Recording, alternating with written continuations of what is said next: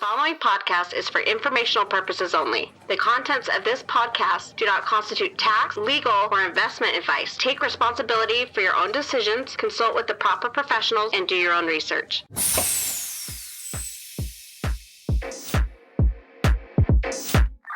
Hey IQers, this is GRTiQ. Recently, we've been adding transcripts to every release of the podcast, and we're also going back in time and adding transcripts to prior episodes. So if you're a longtime listener of the podcast or just getting started, be sure to visit grtiq.com/podcast for transcripts for today's episode and all the great ones that came before it. Roger that. This is like a major improvement over just the standard, like, hey, set up a dApp, deploy your smart contract, and do these kind of like calls to the RPC. And I remember that I was like, this has got to be like one of the coolest projects in Web3 and really filling this really niche problem.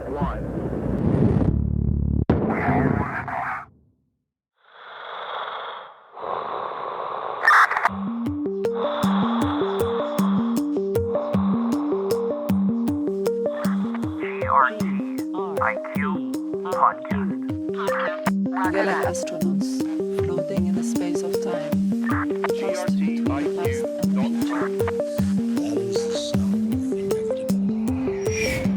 Welcome to the GRTiQ podcast. Today I'm speaking with Kevin Jones, Developer Relations Engineer at Edge and Node, one of the core developers working to build the graph. Kevin is a new member of the Edge and Node team, but he's already having a big presence at hackathons and driving several important initiatives. During this discussion, you'll hear about Kevin's fascinating career trajectory, starting with early studies in graphic design, moving into retail, going to work in sales at Best Buy, which included a stint living in Hawaii, then going to work at the industry-leading Nginx, and then how he eventually emerged as a well-respected and known thought leader in the Ethereum ecosystem. Then Kevin talks about how he became aware of the graph, his move to working full-time in Web3, and his role at Edge and Node, and the initiatives he's pursuing. Along the way, Kevin will teach us a little bit about open source, Scaffold-ETH, a new DAO in the graph ecosystem called BuildersDAO, and where he gets all his hustle.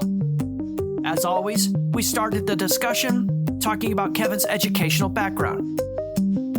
Yeah, I actually got started working in technology kind of ad hoc. Like, I actually went to art school for a while. And I decided that I actually didn't want to sit behind a computer in graphic design school. And it turns out that I actually ended up doing that anyways. So I actually took some, networking classes, some computer science classes, but I actually never got a formal degree in computer science. I just kind of used it as a catalyst for, getting a job and kind of getting some experience. And yeah, I started actually my first job was working as tech support for the Geek Squad, actually, working at Best Buy. Well, I want to ask you a lot more questions about that first experience because you've got some cool stories associated with what you did there. But before we do that, if you go back in time and think about what drew your interest in technology, what was it? I mean, you were working on art. You said you had a little bit of an interest in graphic design. Making a leap into technology, it seems like quite a gap.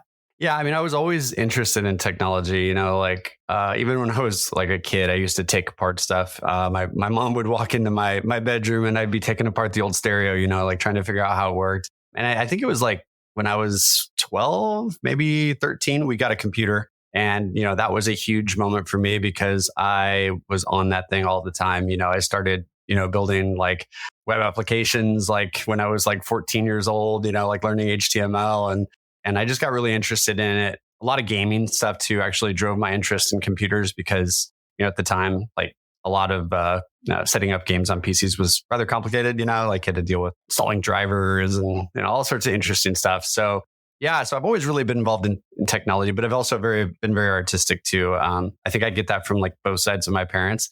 But for me, I started working at Best Buy actually selling computers. So I started out in sales and also had this passion for, technology. And I just kind of felt that, the art design thing was fun and it's a way to express myself. And I really enjoyed the time that I spent learning art, but I didn't feel like I was actually going to really be able to achieve, a highly paying job, something that would be useful in the long run. So I made this decision to to stop what I was doing and just focus purely on tech. Well, Kevin, longtime listeners of the podcast will know that just about all the people that I've had on the podcast that had early interest in technology when they were growing up, one of the first things they did was take apart the computer and try to figure out how it works. How do you explain that? I mean, what is it about that brain of somebody that gets interested in tech that their first kind of steps into it is taking apart the computer? Yeah.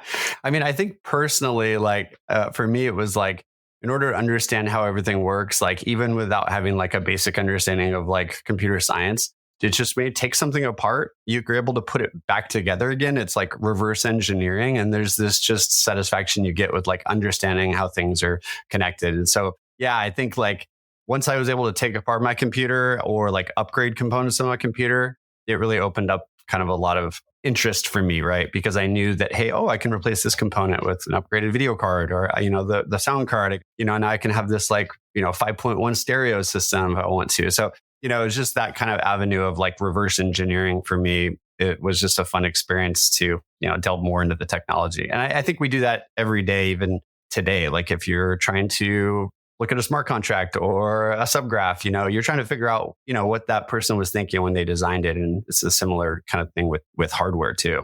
Well, I've also had several guests that had an interest in graphic design or art that sort of paired very well with their interest in technology. And as I've thought more about that, I got to thinking about Steve Jobs, somebody who definitely had an interest for design and graphic design. And I'm just curious, when you think about your interest in art and you think about the stuff you're doing in tech, do you see sort of some undercurrents there, maybe like Steve Jobs once did, where there's this design simplicity or intelligence that makes technology something more than just a bunch of code?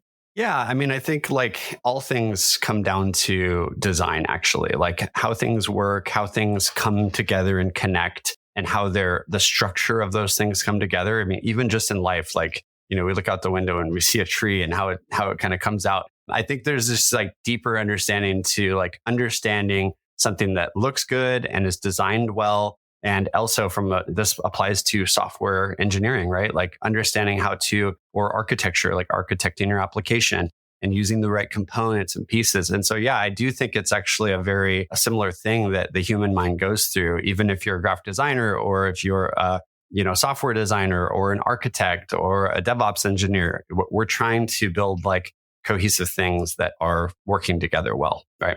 So let's talk about your foray then into technology. As you said there, you went to work in sales at Best Buy, but the experience didn't stop there. You put a lot of years in there and did some very cool things. What can you tell us about that time you had at Best Buy and what you were working on? Yeah, it was so much fun. I mean, I look back at those days and like, a lot of people will say, like working in retail is frustrating and difficult.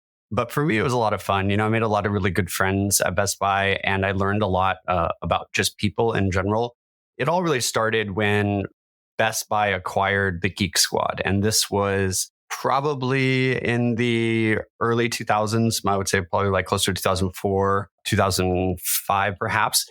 Best Buy acquired Geek Squad. And at this point, I decided, actually, just previous to that, I had decided to move into the PC repair area at the time. It was called PC repair. And it was just like fixing people's computers, like deleting malware, doing like things, virus removals, and just trying to help customers with their technology, setting up their computer software, whatever you name it. I did it. And then we had the Geek Squad. We acquired the Geek Squad.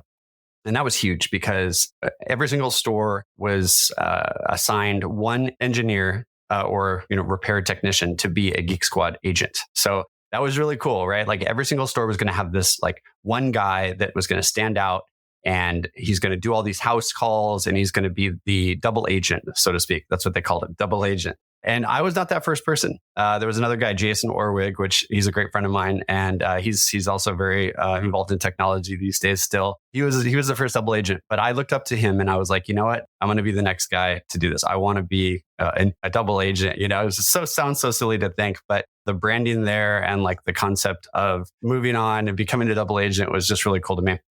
So I became a double agent, exactly that. And I had heard a rumor that they were going to open up a Best Buy in Hawaii. So I found the internal message boards for Best Buy and I actually found who the manager was going to be.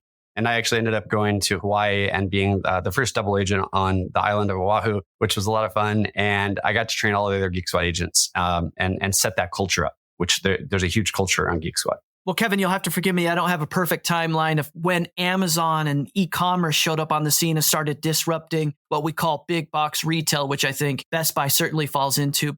During your time there, did you feel that or experience that impact? And what was that like? Yeah, absolutely. So I was actually up at Best Buy up until around, I want to say that it was 2011. And so up and leading to that, was really the dot-com bubble, right? Pretty much, 2008 was when the collapse was. And so we were starting to see a lot of online, competition. But, I think from a Best Buy's perspective, there was still a pretty good amount of growth just because they kind of shifted focus on like taking care of the customer and like customer service versus just trying to like oversell the customer. And it was a complete shift in thinking at the time. And I think Best Buy did a good job of kind of like maintaining their goals and stuff like that. But, for me, it was, I think you're not going to be able to get, support for your computer through Amazon at that time. Like this was something rather new. So for my world, it was like Geek Squad and I was helping people and, and supporting them. And it, was a little bit out of realm there. Kevin, I have to ask you this follow-up question. And my wife, when she listens to this, would be angry if I didn't. But what was it like living in Hawaii? I mean, that's one of the most beautiful places in the world. It's idyllic. Was it as wonderful as we all think it might be? Absolutely. I absolutely loved my time in Hawaii. I lived on Oahu, which anyone who's ever been to Oahu would know that it's like the Los Angeles of Hawaii in the sense that there's a lot going on there. And it's rather big. There's a lot of traffic actually. But some of my most important time and love is of like the North Shore of Hawaii or the East Side or just, going to the beach, right? I mean, even if you go to Waikiki, it's still very, very beautiful. And I do miss it. I miss Hawaii very much.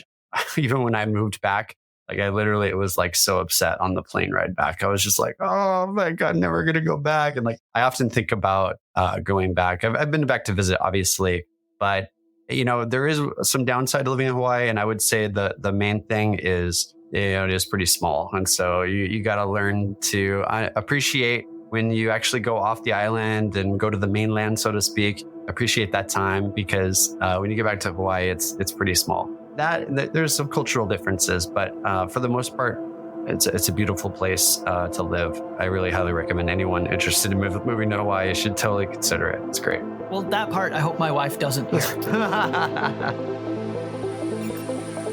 The GRTiQ podcast is made possible by a generous grant from the Graph Foundation.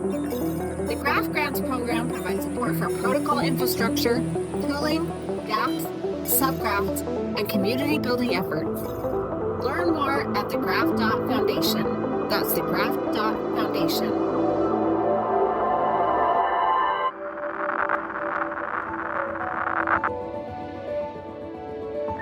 Hi, this is GRTiQ, and thank you for listening. Listeners who enjoy this content can help support the GRTiQ podcast by leaving a review or a 5-star rating wherever they download podcasts, by sharing episodes on social media, or by simply telling a friend or colleague about something they heard or learned from one of our guests. It's support from listeners like you that make it possible for us to keep shining a light on the people and stories behind Web3 and the graph.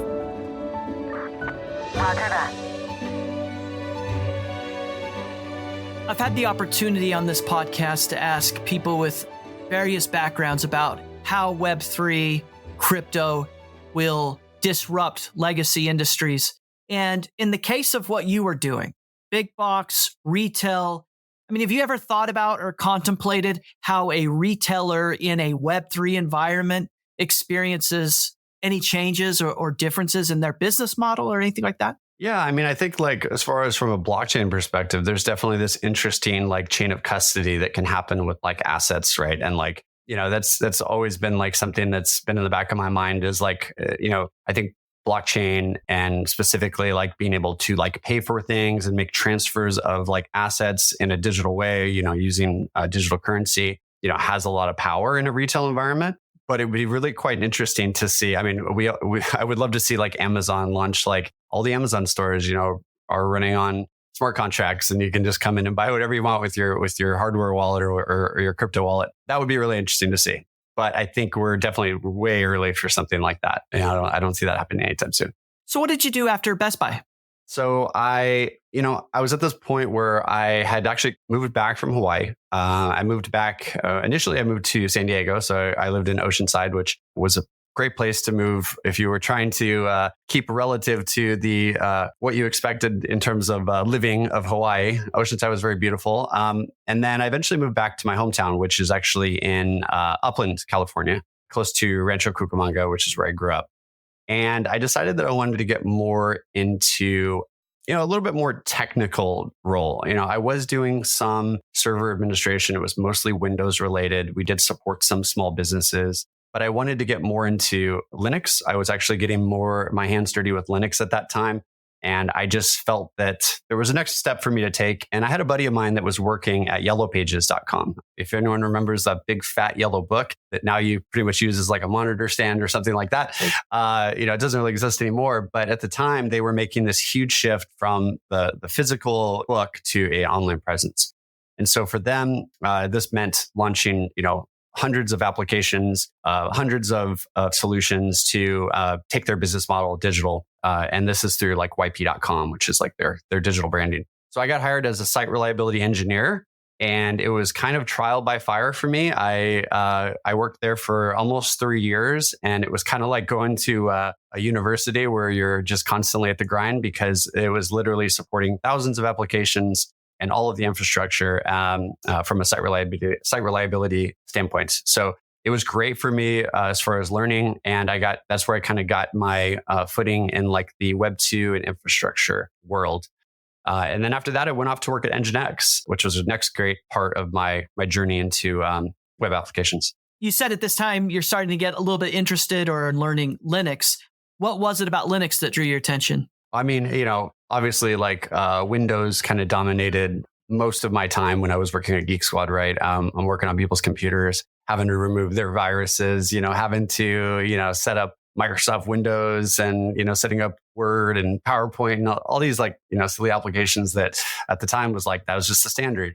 And so Linux was just a huge change, like a shift in idea and a shift in thinking where like, this is all open source, right? Like, we don't have to like buy a copy of this operating system. I can literally just go download it from my local university's, file server and start hacking away, install whatever applications that are open source. And, this whole new thinking around open source came to fruition over that period of, those 3 years that I worked at Yellow Pages. A lot of our systems were running on open source tooling. A lot of our engineering teams were using open source software and creating stuff in a more of a open source way. One of those, obviously, Nginx. And so that was a huge way of change of thinking for me.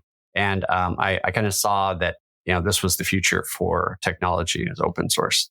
Take us through how you're doing all this. So if we go back in time, you're teaching yourself a lot of this technology. It sounds like you're passionate about it. You're putting in what I got to imagine, nights, weekends, some midnight hours, trying to learn to code and learn how these systems work. If I'm right about that, how are you doing that? And what's your advice to listeners that kind of want to do the same thing? It was crazy. When I got hired, so I actually got hired as the Windows site reliability engineer. So I supported all the Windows applications. There was 4 Linux site reliability engineers, and I was the only Windows guy. So I was actually on call for 1 year straight. At any time of the day, if something happened with a Windows system, I was getting called, that was pretty crazy for me. And then on top of that, I'm like, obviously like still supporting the Linux stuff as well. It's not like I was only supporting the Windows stuff. And so, it was, for me, it felt good. I mean, partly I can say I was single at the time, which was great because I was able to dedicate this amount of time to like what I call trial by fire, right? Where I was on the chopping block to get some stuff done. And it was just a huge opportunity for me. I really have my friend Mario to thank for that, for getting me hired there, because he really did change my entire career path. And so, so I think it was difficult. And anyone who wants to go down that rabbit hole, I would push yourself to take on things and learn things that you normally would be afraid of. Just dive into it and don't be afraid to, get your hands dirty. Well, let's talk about your time at Nginx then. So what can you tell us about what Nginx is and what you did there? So for anyone listening who doesn't know Nginx, Nginx is the #1 most used web server that's available pretty much on the internet. It was a rival to Apache. So for a long time, Apache was the most popular, and also like Microsoft IIS as well. But for the most part, Nginx is a open source tool that was created by Igor Sisuev, who is a Russian engineer who created this as an open source tool to solve a lot of different problems. And I was supporting Nginx actually, yellowpages.com. We had it as a reverse proxy into all of our compliant and PCI data layer. And we also used it for to sit in front of all of our web traffic. So it's a very popular web server. And so for us, it was a great tool. It was open source. We were using it in an open source way.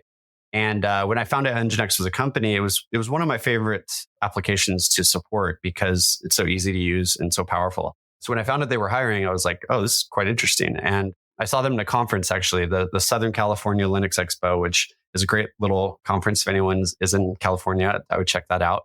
But they had a booth. It was their first booth, actually. And I saw the first demo of Nginx and I was like, oh, this is awesome. This version has an API. It was like the plus version. And so I was hooked, and I actually was a customer at first. And then after some time, we didn't end up buying Nginx Plus, but I started looking for other jobs. And I reached out to the account manager. I said, hey, I'm interested in actually coming to work for you guys, and made it work out. And I was able to move to San Francisco, actually, and start supporting Nginx and support the business unit that was trying to push that forward. Well, Kevin, you and I are speaking today because you recently joined the team at Edge and Node, and you're working in an important role there. Before we start exploring some of that, I do want to ask you this question about coming into contact with open source at this point in your career. Do you feel like that was a precursor to maybe your own philosophy or the way that you work or understand how software should work? Was this all kind of a precursor to your move into Web3 and your interest in the space? Yes, absolutely. I do think that, the concepts of open source and this concept of open collaborating on code and sharing code and composability of time, right? Like there's a lot of effort and time that goes into engineering, especially if you're engineering a good product. And so, this concept of like keeping something open source and allowing people to innovate off of that hard work that's already been done also really applies to very much so to the blockchain space, right, as we see it today, right? We know that some of the most popular tooling is all open source. Obviously, contracts are, for the most part, encouraged to be open source and available and open, and it follows the same openness kind of concept. And I do think that did make my interest, and also that coupled with obviously cryptography and understanding how cryptography works, kind of like made my love of decentralization and these new concepts that we see with crypto. It comes up on the podcast quite a bit that there are industry jargon terms that are mentioned quite a bit. And the more of these I've done, the more I'm familiar with these terms mean. And so I don't double click on them. But the term I want to ask you about is composability. It comes up all the time. Can you just take us on a very low level kind of introductory understanding of what composability means when we're talking about Web3 and why it's important? So, the general idea with composability is when you're building systems and you want to encourage other developers to use those systems, you want to build them in a composable way where people can build modules that enhance the functionality of something. Or, it could be even simple as just a GitHub repo, like a base repo, and someone can fork that repo and reuse it for some other kind of implementation, right? And so the more composable and the more you can actually break down any kind of object or any kind of like logic, I think the more powerful it is. This is why we saw with like the Web 2 world, like the concept of like microservices became very powerful. Because at first it was like, okay, you deploy your application and it's this giant application that runs on the cloud and this database, and all these things have to work together and you have to deploy them all at the same time. And then microservices came out and it was like, oh, okay, now we can like break down this application into composable pieces that can come together to solve one problem. And so I think we see that a lot with Web3 now with tooling. There's a lot of composable tools that can be kind of pulled in and out depending on what you want to do. Like, in other words, if you want to use Foundry, you can use Foundry. If you want to use Hard Hat, you can use Hard Hat. But the underlying, idea is it's EVM, chain, right? It's just, so there's a lot of this kind of composability that we see, I think, in the Web3 space. And that's what makes it so powerful.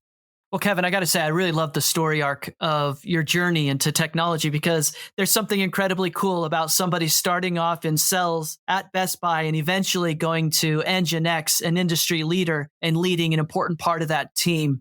If we track then that story arc and everything you were doing, at what point do you become aware of crypto and what were your first impressions at the time? Yeah, so we used to carpool. Me and Mario and Alex, we would carpool all the way from Rancho Cucamonga or Upland area all the way down into Glendale. That's where our office was. And that entire road was always a lot of fun. We were talking about whatever was the hot topic at the time. And I remember this is not obviously the beginning of crypto, but I remember that was the first time that I kind of heard about it on this car ride. It was like, oh, have you guys heard about Bitcoin? And like, oh yeah, it sounds interesting. But like, no one was really like knowledgeable. And I just remember actually that on one of the rides, we were talking about Bitcoin and we were kind of discussing like, some of the understanding of how the cryptography works and how the ledger works. And I was like, you know what, I'm going to like go on right now and I'm going to try to buy some. And I think I remember at the time they had just tried to launch it on, I think it was Coinbase. It was like Coinbase just came out and I tried to buy it. And like, I remember I bought like pretty good sizable amount. And then my transaction never went through. Like the UI showed it went through, but it never went through on my phone. So then I looked back on my bank records and it like got returned because the bank declined my transaction because they were like, Coinbase, that sounds shady or something. So they like blocked my transaction, even though I had like put it through. So I could have, basically what I'm trying to say is I could have been rich right now, but it's okay. It doesn't matter.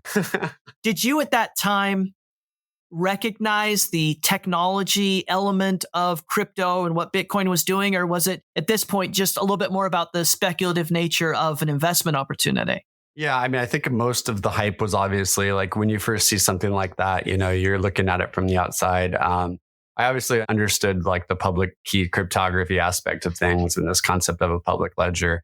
I don't think I had really fully grasped the concept of, proof of work and like understanding how the chains are connected. And I didn't get that deep down the rabbit hole. It wasn't until really later that I did that. And so, yeah, I think it was just like, oh, okay, this is a little bit of a hype. And I wasn't really sure it was going to take off. I just kind of sounded interesting to me, right? I just wanted to get involved. Well, clearly we're talking today. So eventually you moved away from seeing it as a headline or speculative asset and became very interested in the technology. When did that happen for you? Actually, it was right around COVID time, or maybe a little bit before that. I started seeing my portfolio. I had kind of been an investor in some various crypto, like some quote unquote shit coins. But, I had just kind of like done some investing. I had bought some Bitcoin. I had bought some Ethereum. And I think at the time, like my Ethereum, I had already known of this concept of smart contracts, but I didn't really know like how to write them. I didn't know what Solidity was, but I knew that there was this like more advanced way that you could like make crypto transactions. And I just didn't know much about it. I also saw my portfolio grow and I was like, this is interesting. And I started realizing that, hey, I kind of want to look into these smart contracts and understand what the hype is. And so doing some searching, looking around. And first thing I came across was ETH Global. Now ETH Global, if anyone that's listening doesn't know, they do a lot of hackathons and events around the Ethereum community to, help onboard developers into the ecosystem. And at the time, COVID had happened and I wanted to get involved and I saw there was all of these online hackathons happening. And so this was cool because I was stuck at home. I had actually just moved to Seattle because we were expecting our first son. And I was living in Seattle and we were on lockdown, but it was great. I could do these online hackathons and I could start getting involved and learn about the space. So I started learning about Solidity, how to write smart contracts, started kind of searching around for tools. And this is where I stumbled upon Scaffold-ETH. And I'm sure we can talk about it in a little bit, but Scaffold-ETH was kind of like this aha moment for me where I realized that, hey, this is some powerful stuff. Like we can actually create some pretty awesome applications and I can get away from having the mundane life of spinning up a cloud environment and a database and, writing a back end and a front end. And, I could do things in a more fun way and a little bit more exciting. Put us inside your mind for a minute here. You're working at Nginx. You have this really cool career. You're working on an important team, doing some very cool things in the open source community. You come across Ethereum. You start developing an appreciation for the underlying tech. What do you see? Like, what is it about what you see in the Ethereum community and what they're doing there that's so different than what you'd been used to that it kind of pulls you into it? Yeah, so I think as simple as Solidity is and as simple as the concepts of a smart contract are, they're very like powerful. And I had already had like a pretty good understanding of like how cryptocurrency can help enable, peer-to-peer transactions amongst people in communities just for transferring value. But then I saw that there was this smart contract capability where we could start, going outside of the box, and I think at the time, like ERC 721 was kind of like coming to fruition. So this concept of like NFTs was kind of exploding. And, no one really understood what an NFT was. And so being able to like look at the smart contract and look at like, oh, this is what an NFT is. This is how it's composed. This is how, we propose these transactions, and just like digging into the weeds and knowing that I could actually like deploy an application that gets deployed to the network and it will live forever if I program it and the programmability is there. That was just a light bulb went on for me. It was like, oh, we can like build unstoppable applications on Ethereum. If we do this right, this is going to be a game changer for, decentralization and openness and empowering people to build what they want. So anyone tracking your story here, and I've already said this once, knows that you're self-taught. You're doing some really cool stuff to educate yourself and to level up your own capabilities and skills. But if we subtract away that inherent ability that you have, was that leap from Web 2 into Web 3 and the Ethereum community, was that a difficult one to make, or did it come somewhat naturally? Did it build on what you had learned thus far in your career? Yeah, it's kind of an interesting story, actually. So Ethereum for the longest time was more of a hobby to me, right? I found myself, on the weekends and at nights, like building dApps and deploying stuff to test nets. And I mentioned earlier, I got very interested in this toolkit called Scaffold-ETH.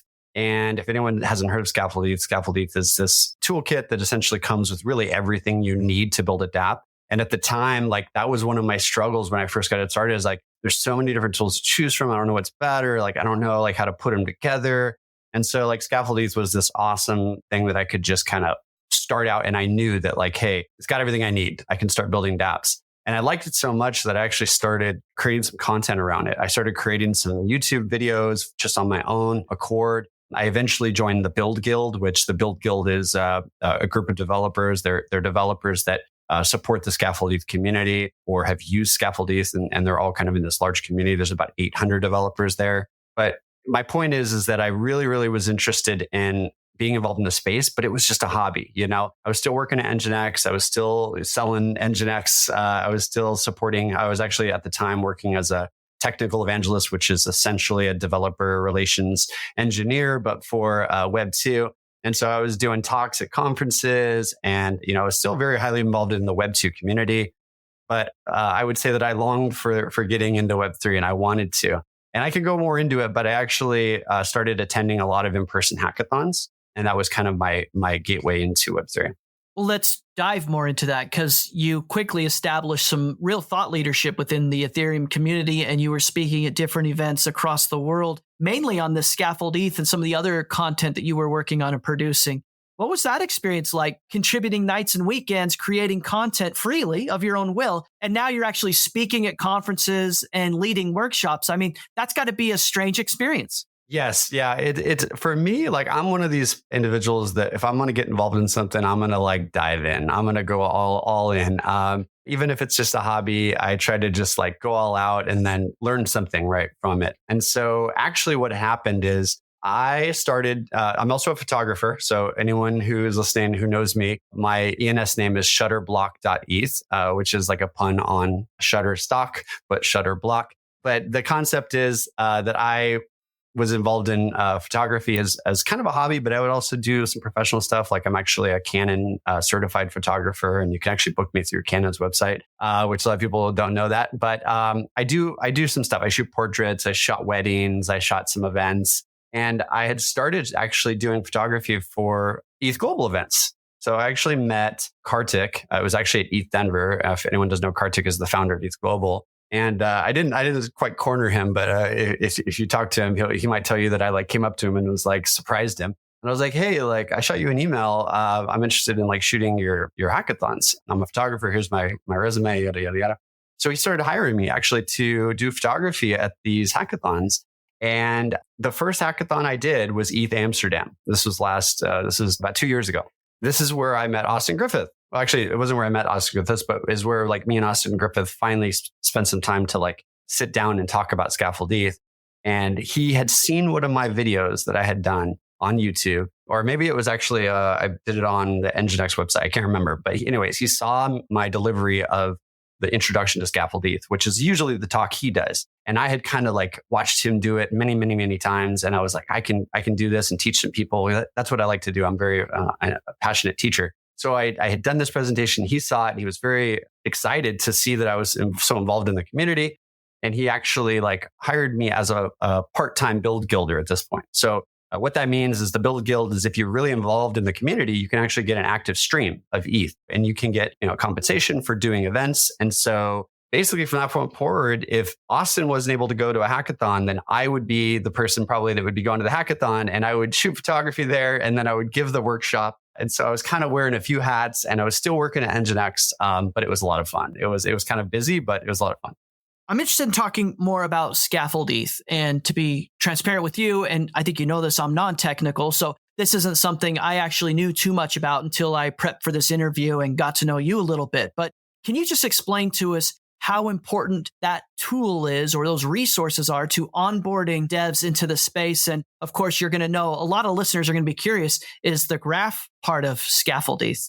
Yeah, that's a great question. So I think for me, obviously Scaffold-ETH was a huge point of me actually getting highly involved in the Ethereum community and started building dApps. And it was just because of I would say the feature richness of Scaffold-ETH and completeness that it has really is kind of just going to get anyone, like I said before, off the ground running quickly. It comes with a chain. It comes with a front end for you that's kind of already running and kind of already has some boilerplate code. It also has a lot of the things tied up for you. Like if you ever have deployed a smart contract and then wanted to inject it into your front end, you'll know that you have to load in what's called the ABI, which can be a little bit of a pain to do. And it does that for you automatically. And it automatically builds some tables for you to be able to like manage your functions and call your functions of your smart contract. So there's a lot of stuff that's just there that's really like out of the box. And then to answer your question, we have right now, it's a current branch of Scaffold-ETH 2, which Scaffold-ETH 2 is the newest version of Scaffold-ETH. And there's a separate branch inside the repository where you can actually set up an instance of the graph, which is, IPFS, graph node, and Postgres. And then you can also deploy your subgraph, which is already built for you, to that Dockerized instance of your subgraph or graph instance. And you can essentially then take that and then push it to the subgraph studio in a decentralized way. And so there's this kind of, there's a life cycle. I just did a really good workshop and it's available on the Edge and Node House of Web 3 YouTube channel. If anyone wants to watch it, it's about an hour and a half long where I go and teach you about how to do this using Scaffold-ETH and use the subgraph package. And one cool thing is that we're actually working with the Build Guild team to have a module that is going to be available in Scaffold-ETH 2. So Scaffold-ETH 2 now has a npx command that you can run where you can spin it up really quickly. And one of the first modules that's going to be available is going to be the graph. And so you'll be able to spin up the graph using that npx command, which is really, really cool. Hi, this is Kevin Jones with Edge and Node. If my conversation with the GRTiQ podcast has been helpful to you, then please consider supporting future episodes by becoming a subscriber. Visit grtiq.com/podcast for more information. That's grtiq.com/podcast.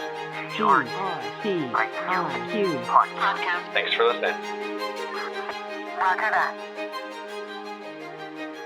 So Kevin, you're working at Nginx, you're moonlighting as a photographer / thought leader within the Ethereum community. You're leveling up everybody on this topic and resources related to Scaffold-ETH 2. You just mentioned there that the graph factors into that. When did you first become aware of the graph, however? Do you remember when you started hearing about it and what your original impressions were of the problem the graph was trying to solve?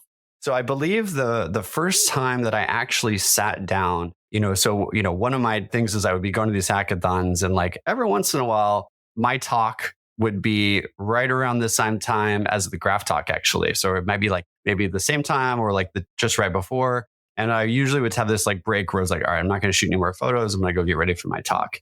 And I just remember that I was in ETH, New York, and I believe I want to say it was last year, maybe would have been the year before, where I was in ETH, New York, and I saw Simone. And anyone who doesn't know Simone, he's the lead DevRel engineer at Anecdote, and awesome guy. If you don't follow him, I recommend follow him on Twitter and keep an eye on what he does. But I saw him giving the talk about the graph, and I was like, this is like a major improvement over just the standard, like, hey, set up a dApp, deploy your smart contract, and do these kind of like calls to the RPC.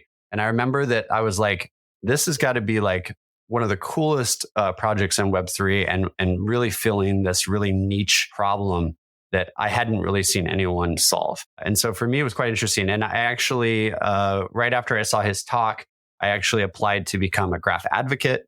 I actually started giving some talks about the graph at a couple conferences. And that was kind of how I got involved with the graph. Longtime listeners of the podcast will know that I've had the opportunity to have Simon on the podcast twice. He was featured for his own full-length interview for episode 48. And of course, he recently joined on a panel to talk about the L2 transfer tools and the move to Arbitrum. So indeed, have a high opinion of him as well. And so interesting that he factors into your story. So I want to talk then about getting involved within the graph. And clearly, you're now presently working at Edge and Node. You mentioned that you became a graph advocate. Can you just line us up sequentially? What happens? You meet Simone, you become aware of the graph. How did you get to where you are now? I think shortly after I had seen Simone talk about the graph, I had also watched a video with Adam Fuller, Adam Fuller is a product manager here at Edge and Node as well. Very, very, very knowledgeable, very, very like skilled. He did a video with Austin Griffiths, the creator of Scaffold-ETH. And I remember just like, oh, this is quite interesting. I'm going to try to figure out how this toolkit, Scaffold-ETH, as far as integration with the graph works. And I want to start kind of teaching this because I feel like it's the perfect kind of solution to have all of these things working together. So then I don't remember when, but I remember on Twitter, the Graph Advocates program was launching. And so I was already started kind of to toy around with Scaffold-ETH 1 at the time, which had a special build of, Docker that had the graph set up and all the composability was already there for you. And then I saw the Graph Advocates program and I was already starting to kind of dive a lot into the graph. So I applied for the advocates and I went through that process. I had some interviews. People kind of checked me for my, technical capabilities to make sure that I was someone who could provide some value. And then, I got invited to the advocates program and I started giving some talks. I actually gave a talk at API World in San Jose, which is kind of a Web 2 style conference, but I was trying to like get some people into like Web 3 a little bit. So I gave a talk about the graph there. It was a lot of fun. I also spoke at Graph Hack as well in San Francisco, which was a couple years ago. They did the Graph Hack, and I did a workshop there where I showed off Scaffold-ETH and the graph at the time. Well, Adam Fuller, another alum of the podcast, featured in episode 54. And of course, I've had the opportunity to have a lot of graph advocates on before. And I think the advocate community would be very happy to hear that Kevin Jones is also a member of Advocates Program and that was his stepping stone into the graph community and getting to know more and more members of the community. So here you are now, you work at Edge and Node. Tell us about what you're doing at Edge and Node and what some of the initiatives are that you're presently focusing on. I am a DevRel engineer and I'm focused on trying to, help onboard developers into the graph ecosystem. We also are supporting any existing dApps that are maybe deployed to the decentralized network, or if they are on the hosted service, we're helping them with the migration to the decentralized network. And we also are just trying to support developers in general with better solutions. So whether it's, workshops, blog posts, video content on YouTube, anything that we can do to help the developer experience be a little bit better, that's where our focus is. One of the things, and I can dive into a little bit more, was we recently launched the Graph Builders Office Hours, which is this time where we can actually get together and build some cool stuff on the graph. And I think that's been very useful. And we have a lot more stuff planned for the future as well. I do want to ask you about BuildersDAO and Builders Office Hours. Before I do want to ask a follow-up about what you've learned about the dev community building on the graph. And if you've gotten a sense for how important the graph is presently for builders in Web3. Yeah, I mean, it's definitely, as I said before, I think that the graph fills this niche that is just not available. And there are a handful of solutions out there that are somewhat centralized. But because the graph network and the way it's set up in a decentralized way, to me, the graph is doing things the right way. They're trying to figure out ways to make these composable subgraphs, these collections of API data available to developers and available to anyone who wants to consume these subgraphs. It's quite interesting. And with some of the interesting stuff that's going on as well around Firehose and substreams, and trying to iterate and improve the network, changing things like moving to Arbitrum, to make things obviously on the layer 2 less expensive and just a little faster. There's just so much going on at the graph, and I really think that there's no other protocol that's really innovating as much as the graph right now. And I'm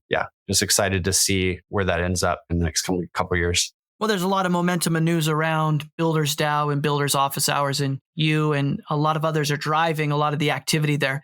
Who should be interested in attending Builders Office Hours? Yeah, so if you're in the Graph Discord, we meet usually every Thursday. There's some days where there's a core dev call that we don't meet. Yeah, anyone who is somewhat technical and wants to get more involved in the graph and get their hands dirty on building something, or just learn about some of the different stuff going on in the ecosystem, it's a great place to come. Every week, like I said, mostly we try to have at least one speaker come on and showcase either some kind of tool or showcase some kind of solution or demonstrate something that they're working on that relates to the graph. And so it is a technical, thing. So if you are a developer working in the graph, I would definitely highly recommend checking that out. I also want to ask you this question about what you've learned about the graph that you didn't know before in this role at Edge and Node. Is there anything that's caught you off guard or surprised you that you said, oh, wow, I had no idea about this? Well, I think when I first started, it was right around the times that Firehose and substreams were starting to pick up some speed and get rather popular. And for me, that was quite interesting, really understanding how this concept of changing the extraction and the transform layer into something like Firehose can drastically improve performance and extend functionality. Like that was quite interesting to see. I think the other thing that was difficult to grasp at first is like how there's the core devs, and I touched on it briefly, but there's just so many different core devs supporting the graph. And so I think a lot of the learning I did at the beginning was like understanding how we all support each other. And it's really quite amazing that all of these different companies can come together and build solutions and support each other in such a collaborative way. And I think that just speaks to like Web3. That's what you have to do in Web3 is you have to decentralize. So I really did enjoy that when I started working at Edge and Node, is just seeing how we all work together. Kevin, I've got to ask you, and I don't know if you've ever considered this yourself, but as I've listened to your story, I've come to realize that you're a guy that finds himself in environments where industry is being disrupted, right? You were at Best Buy, right on the cusp of when Amazon and e-commerce was going to disrupt that.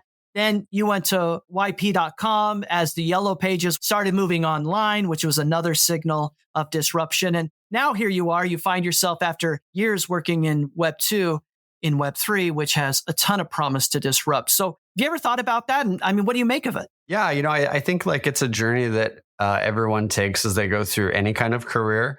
If you start out your career and you don't think it's going to work out, you probably need to like do some planning to where you get to where you want to be. And I think with technology, it's just natural that us as engineers and like people that are involved in technology, we need to evolve with that technology. You can't get stuck behind, like I couldn't be still like repairing computers at Best Buy or like managing like Windows Server or something like that. It just doesn't make sense. Like no one uses that anymore, right? Like, in general, I think we evolve, right, as we go through that story. And where I've ended up is just where I've found the most interest and the most innovative technologies. Well, Kevin, I only have 2 more questions for you before I ask you the GRTiQ 10. And these questions are about your vision or optimism for the future. So let's start with Web3. What makes you optimistic about the future of Web3? Yeah, I am on the ground at some of these hackathons and conferences. And so, I see people coming together and like building some interesting things and coming up with some very interesting concepts. And I think with the tools that are at some of the developers' hands, at this point in time are so powerful.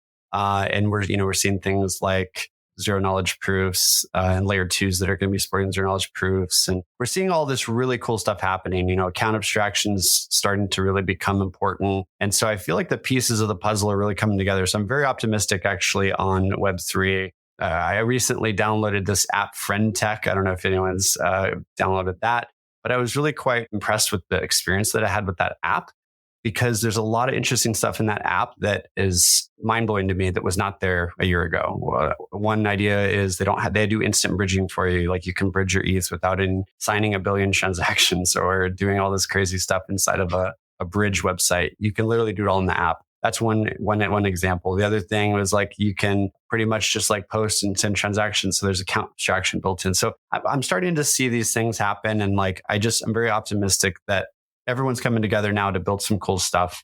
And they're using all of their tools at disposal to build cool composable apps. And the second question I want to ask you is about your vision for the future of the graph. You've gone to work full time on building in the ecosystem and supporting devs that are building in the ecosystem. What's your vision for the future of the graph? I mean, obviously, as we speak today, the graph has a very powerful decentralized network.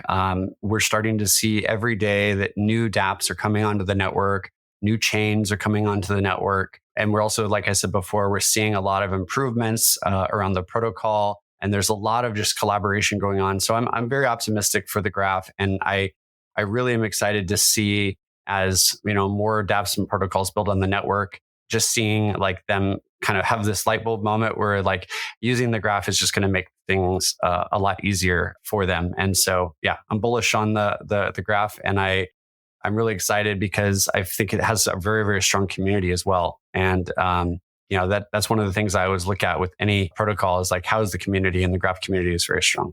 Well, I lied, Kevin. There is actually a third question I want to ask before we get to the GRTiQ 10, and it's about your hustle. So as I think about your story, I see a ton of hustle there, and you're willing to kind of jump in and do things and find ways to contribute, but also increase your contribution. Where does that hustle come from? And why aren't you afraid? A lot of people have the hustle. Maybe they're a little afraid, but you have both. Doesn't seem like you're afraid, and it seems like you've got the hustle. I mean, I guess for me, it's just always been part of my personality. I've always been kind of interested in putting my fingers in all sorts of different things. Even when I was a kid, I played hockey, and I also played a little bit of baseball, and I played some soccer, and, I read comic books, but I also, read just normal books, so I just always have diversified myself. And so I think for me, it just comes natural. Yes, it's been a hustle, and it definitely has been a long journey to get to where I am today. But I can say that over that time, putting in all that work really has paid off, and I've learned a lot. And so anyone that is afraid to, get involved in something that you don't know, you shouldn't, because that's how we learn as humans. That's how we evolved. That's how we've gotten to where we are today. Well, Kevin, now I'm going to ask you the GRTiQ 10. These are 10 questions I ask each week, and they're very popular with listeners. And in fact, I've come to love them myself. They give us a different insight, a different perspective into each guest every week. And of course, the hope is that by hearing each guest's answer to the GRTiQ 10, listeners might learn something new, try something different in their own life, or learn how to achieve more. So are you ready for the GRTiQ 10? Let's go for it. The GRTiQ 10. This is the way. 10 questions for astronauts floating in space. What book or article has had the most impact on your life? So I would say, actually, I recently read this book called Moonwalking with Einstein by Joshua Foer. And I found that that's quite an interesting book because it teaches you about memory and it's kind of like some parlor tricks on how you can improve your memory. And it's really improved me a lot. Is there a movie or a TV show that you recommend everybody should watch? So I would say my favorite show of all time is probably Game of Thrones, but it's like a close tie with Rick and Morty. I'm a huge fan of Rick and Morty, so I don't know which one to pick, but I'll let you guys decide. And when it comes to music, if you could only listen to one music album for the rest of your life, which one would you choose? So I think of all the questions you've asked me, this is actually the most difficult question because I love music. I love all kinds of music. I was going to pick a soundtrack because then I get this variety, but then I thought, well, I can always watch the movie. So I'm going to have to go with Metallica, the Black Album, because it's a classic. What's the best advice someone's ever given to you? My mom, she's always told me to be kind and always take the time to help others. And what's one thing you've learned in your life that you don't think most other people have learned or know yet? So I think it's difficult. I'm not the kind of person that likes to say that I know something more than another person. I believe that everyone can provide their own value. But one thing I will say is that there's so many things like beyond our human comprehension. And if there's something that you don't know, I've already said it in the podcast earlier, is don't fear it. Simply always just strive to learn more and prove yourself. What's the best life hack you've discovered for yourself? So this is a tough one. I mean, I think there's lots of life hacks that I could probably recommend, but just something fun that I'll say is I recently watched a really good masterclass by Chris Voss, who is actually a former FBI negotiator. If anyone has a masterclass, you should watch that one. But one of the things that he teaches is about mirroring and labeling. And that's basically this concept of like mirroring your conversation with someone just by like repeating what they're saying, and then putting a label on what you observe from them. And it really helps to kind of like draw out more information from the person and kind of build a relationship with that person. Based on your own life experiences and observations, what's the one habit or characteristic that you think best explains how or why people find success in life?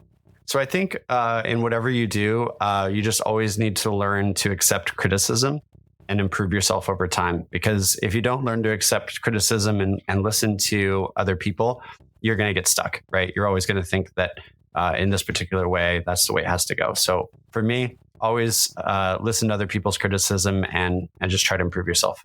And then Kevin, the final three questions are complete the sentence type questions. So the first one is, the thing that most excites me about Web3 is? Community.